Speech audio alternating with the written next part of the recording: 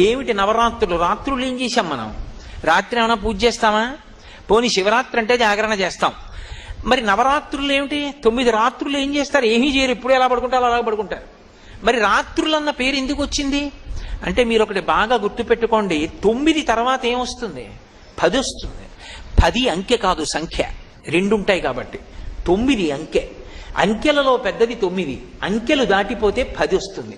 10లో ఏముంటాయి? 1 ఉంటుంది, పక్కన 0 ఉంటుంది. ఆ 1 ఏమిటి?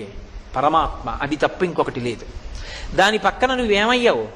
9 పూర్తి చేస్తే పూర్ణమద పూర్ణమిదం పూర్ణాత్ పూర్ణముదచ్యతే పూర్ణస్య పూర్ణమాదాయ పూర్ణమేవావశిష్యతే.